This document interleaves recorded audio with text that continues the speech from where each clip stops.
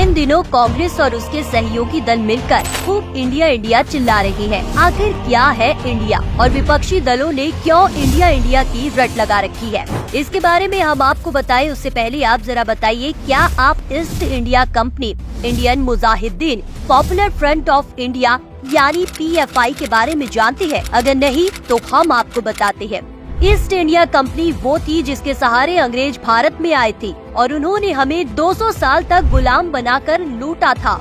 Indian Mujahideen वह आतंकी संगठन है जिसने भारत में कई बम ब्लास्ट किए हैं और PFI जिसे आतंकी गतिविधियों में शामिल होने की वजह से सितंबर 2022 में बैन कर दिया गया है। ये वो कंपनियां या संगठन है जिन्होंने अपने नाम के साथ इंडिया को जोड़कर भारत का सिर्फ नुकसान किया है और हमें सिर्फ चोट पहुंचाई है। वहीं भारत जोड़ो यात्रा की नौटंकी के बाद अब कांग्रेस ने अपने सहयोगी दलों के साथ मिलकर एक महागठबंधन बनाया है जिसका नाम इन महाठगों ने इंडिया रखा है, जिस पर प्रधानमंत्री मोदी जी ने करारा प्रहार किया है। प्रधानमंत्री ने विपक्ष पर हमला बोला, विपक्ष को दिशाहीन बताया और ये भी कहा जो नया नाम विपक्ष का रखा गया है इंडिया, उस पर भी उन्होंने हमला बोलते हुए कहा कि इंडिया नाम तो ईस्ट इंडिया कंपनी में भी था, तो सिर्फ नाम बदल लेने से काम नहीं हो जाता। बिल्कुल ठीक कहा है मोदी जी ने, नाम बदलने से काम नहीं बदल जाता। इस महागठबंधन में शामिल सभी दलों ने देश और जनता को सिर्फ लूटने और बर्बाद करने का काम किया है, जिसमें सबसे बड़ी ठग इनकी आका कांग्रेस है, जिसने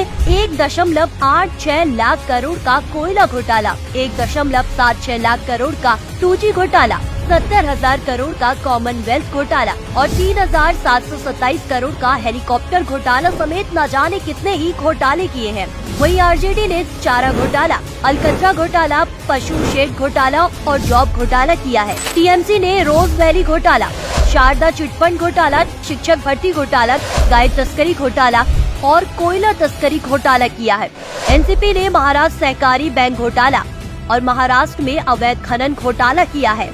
GMM ने अवैध खनन घोटाला, मनी लॉन्ड्रिंग और मनरेगा समेत कई घोटाले किए हैं। इसके अलावा सपा के घोटाले और अत्याचार किसी से छिपे ही कहाँ है।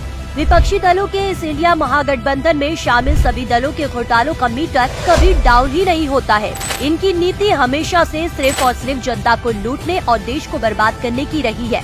इसीलिए इस इंडिया महागठबंधन की तुलना ईस्ट इंडिया कंपनी से होना लाजमी है, क्योंकि इन दोनों ने ही देश को सिर्फ लूटा है और जनता पर अत्याचार किए हैं।